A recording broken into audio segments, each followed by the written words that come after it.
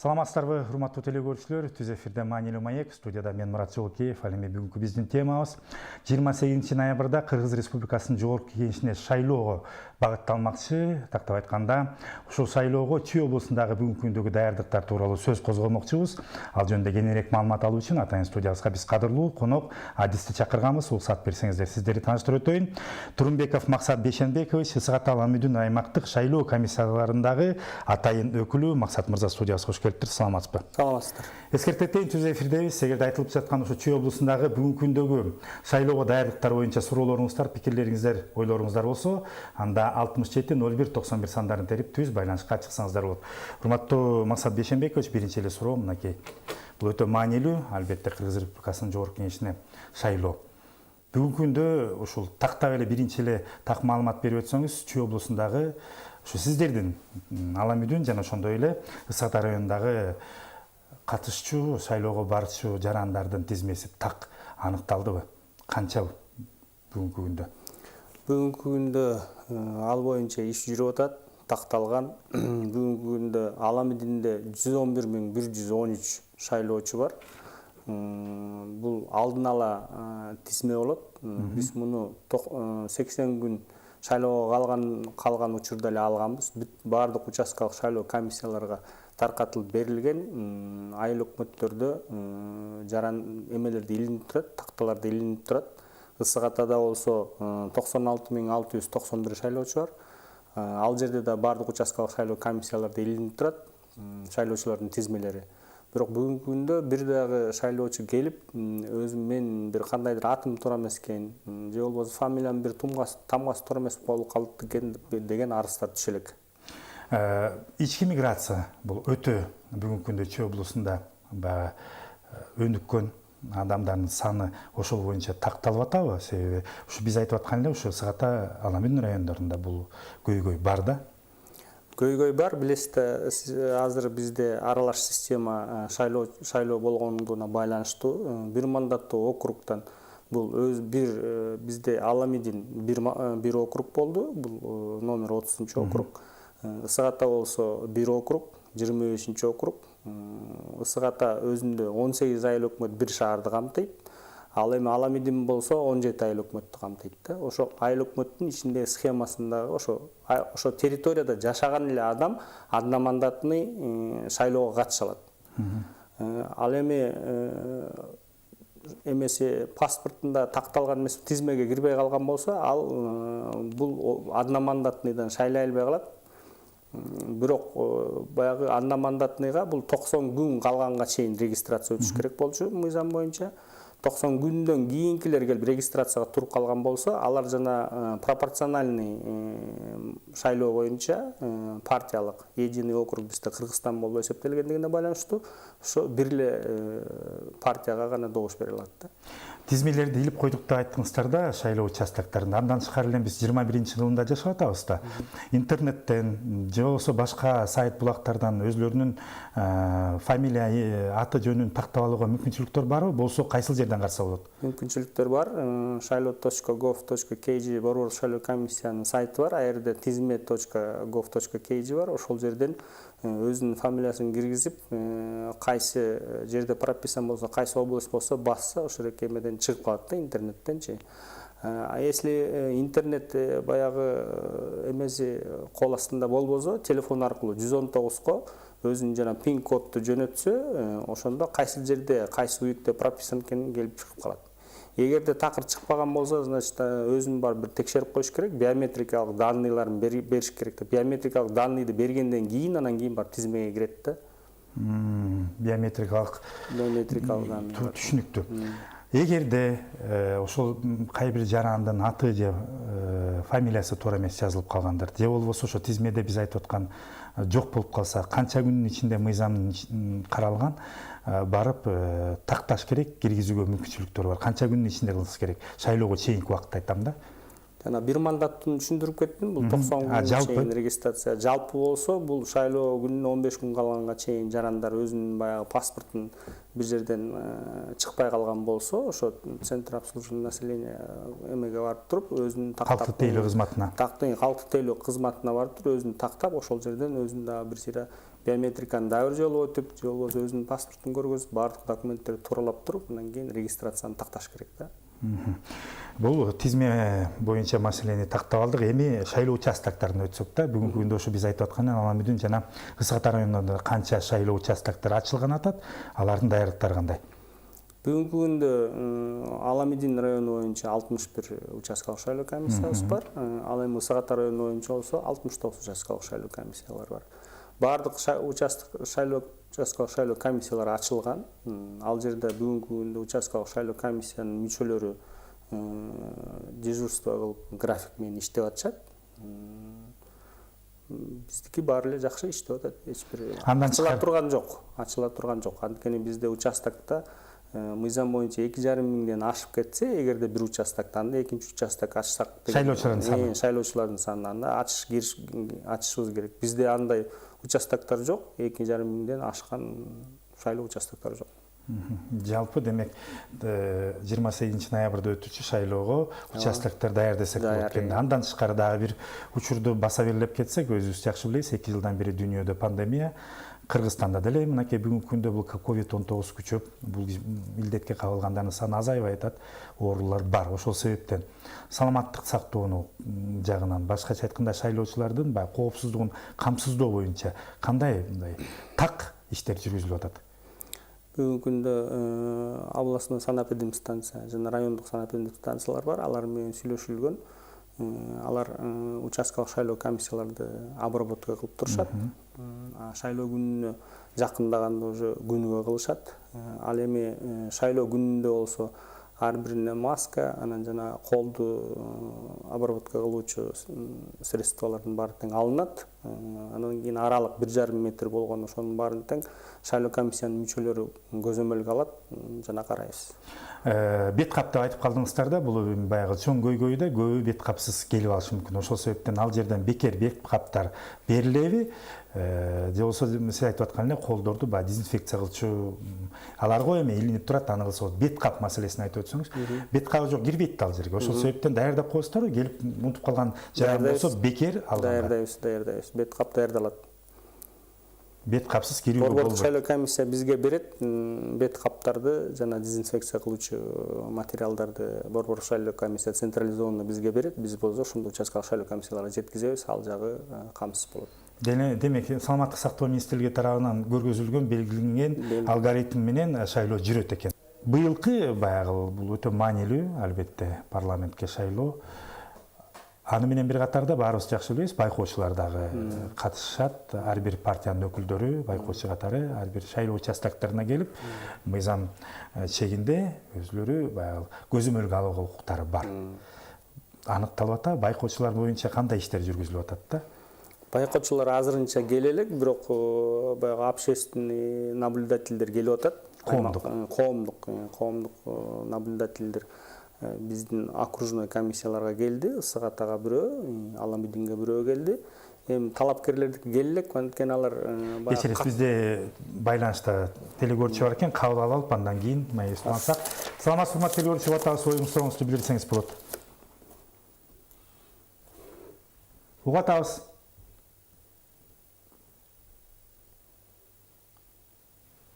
Сизди такыр уккан жокпуз, урматтуу телекөрүүчү. Саламатсызбы, угатабыз сизди. Бере бериңиз, сурооңузду, оюңузду билдирсеңиз болот. Ой, мен могу суроо берейин дедим эле, мен могу шайлоо деп атпайсыңар. Мен 20 жылдан бери паспортумду которгон алып кетип эле ала албай жүрөм. 20 жыл болду. Кайсыл жердин тургунусуз? Каяка жөнөттүңүз эле паспортуңузду? Мен Жайыл районунун Сасыновка айылынын тургунумун.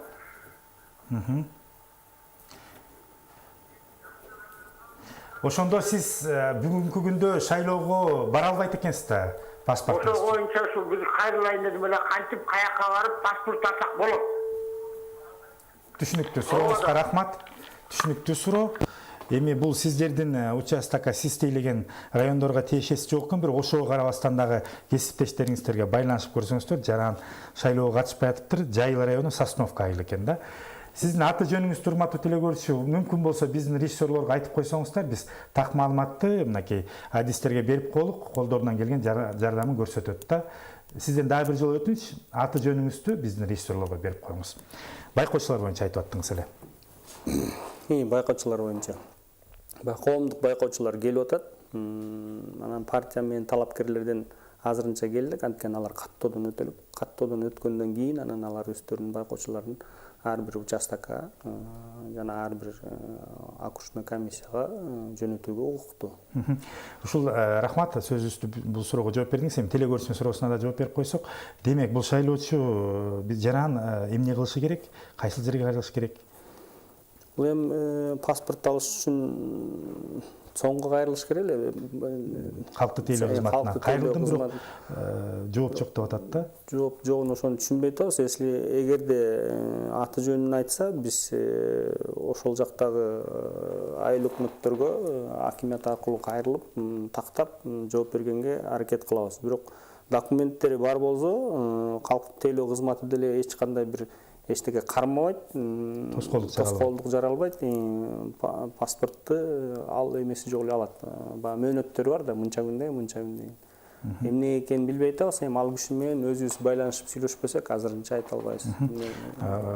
Макул, рахмат. Анда урматтуу теле көрүүчүлөр эскертип бизге өзүнүн кыскача маалыматтарын таштап кетсе, биз сиздерге берип коебуз. Эми шайлоо быйылкы жылы кандай жаңылануулар бар?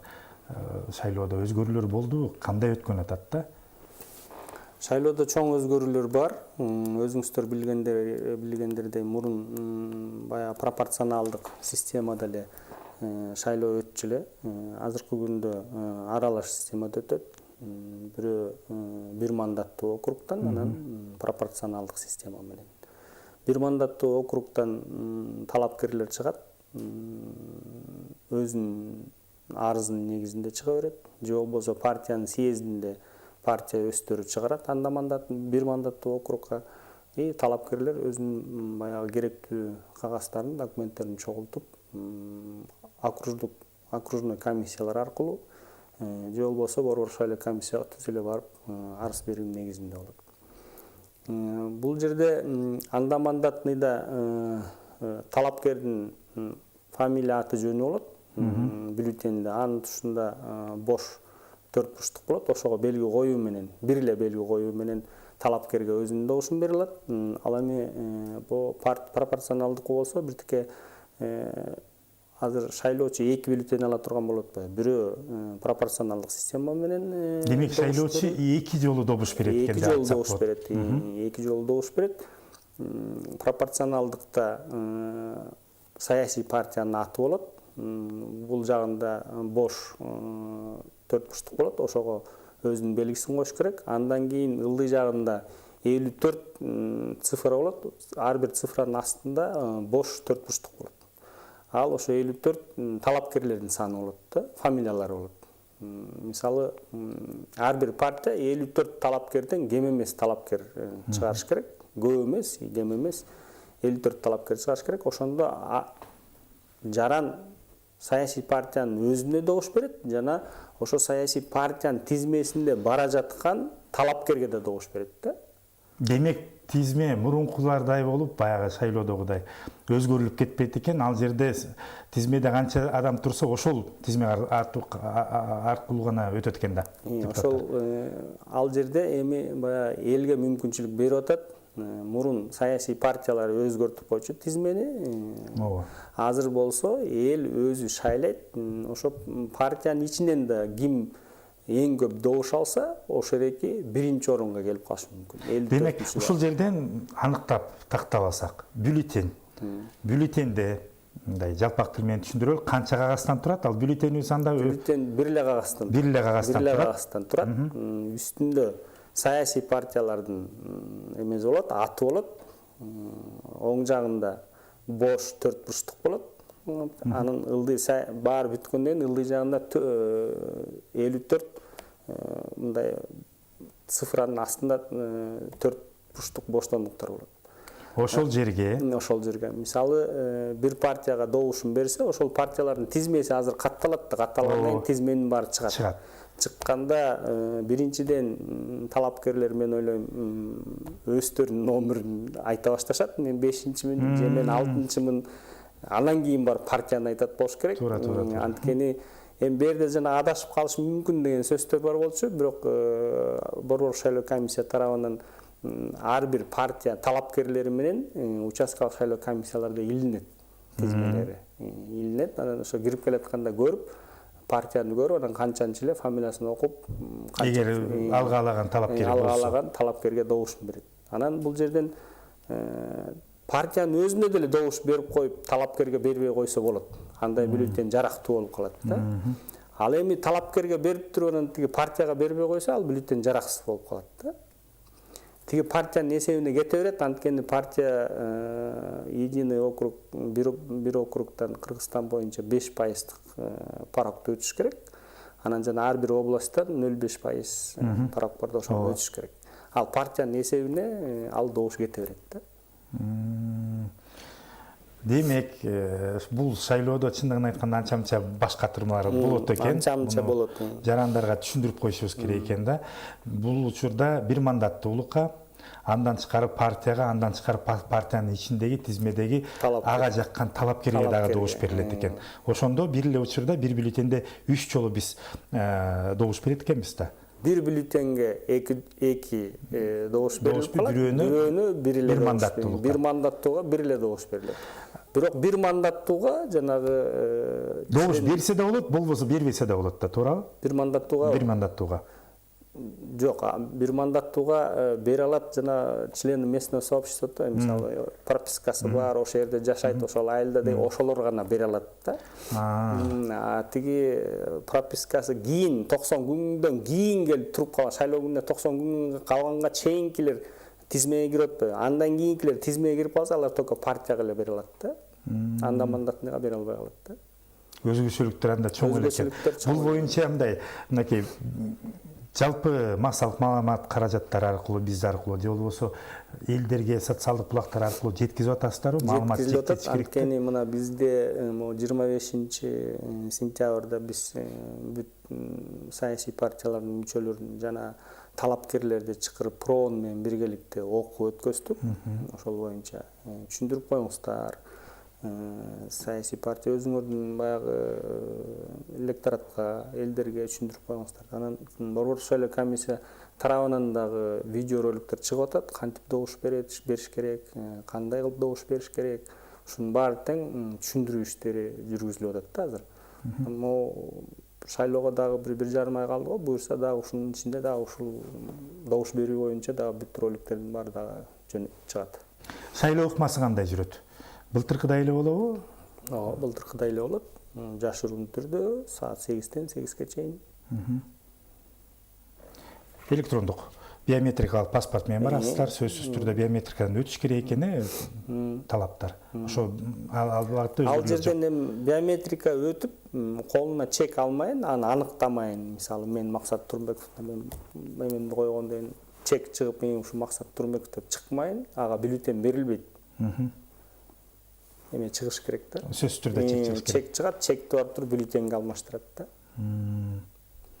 Дагы кандай мындай жаңылануулар, дагы кандай өзгөрүүлөр? Жаңылануулар эми жогорку кеңештикине киргизилди 25 жаштан өйдө талапкерлер. Анан жогорку билими бар талапкерлер киргизилди. Жогорку билими жок болсо, баягы талапкер катары каралбай калат. Дагы админ ресурсту колдонбоо максатында жетекчилерди, госоргандардын жетекчилерин жана МСУлардын жетекчилерин же 30% бар, мамлекеттик пайызы бар жана АО ушундай мекемелер, муниципальный мекемелердин жетекчилери өзүнүн талапкерлигин көрсөткөн болсо, алар жумуштан таптакыр кетиш керек да. Мурун болсо жумуштан кетпей, баягы убактылуу чыгып кетишчи, анан кийин кайра келип калыш.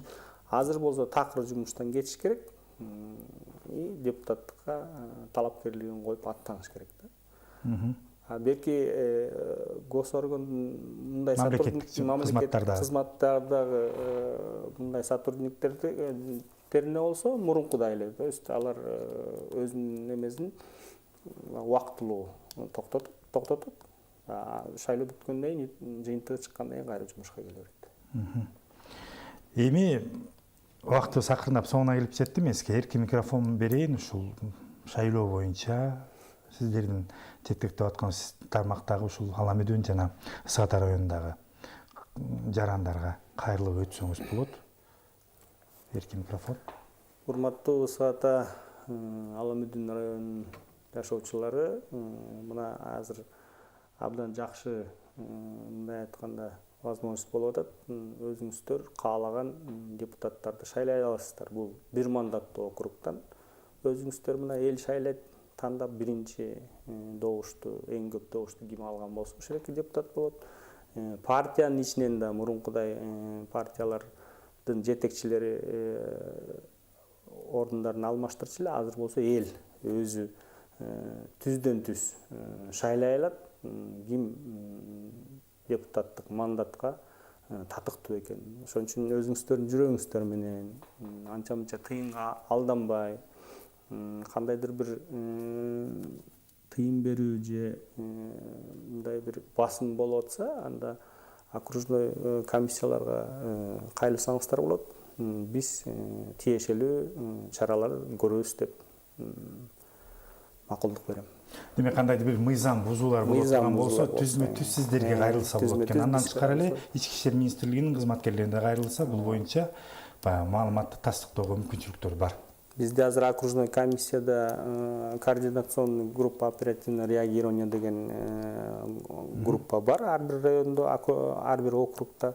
Анын ичинде РОдун кызматкерлери бар, национальный безопасностьтун кызматкерлери бар, прокуратуранын кызматкерлери бар. Биз дагы ошо түздөн түз бат реакция кылыш үчүн ошо көөр ачылганда ар бир окружной комиссия. Рахмат, урматтуу Максат Бейшенбекович, убактыңызды бөлүп бизге келип ушул шайлоо боюнча Ала Медүн Ысык Ата районундагы бүгүнкү мезгилдеги даярдыктары тууралуу маалымат бергениңизге ыраазычылык билдиребиз, ишиңизге ийгилик каалайбыз. Урматтуу көрүүчүлөр, бүгүн биздин студияда конокто Турумбеков Максат Бейшенбекович болду, Ысык Ата Ала Медүн аймактык шайлоо комиссияларындагы атайын өкүлү. Биз бүгүн Ала Медүн жана ошондой эле Ысык Ата районундагы 2021 жылдын 28 ноябрында өтө турган шайлоого болгон даярдыктар тууралуу сөз козгодук. Биз менен бирге болгоңуздарга ыраазычылык билдиремин. Ишиңиздерге ийгилик, амандыкта, сак саламатта болуңуздар.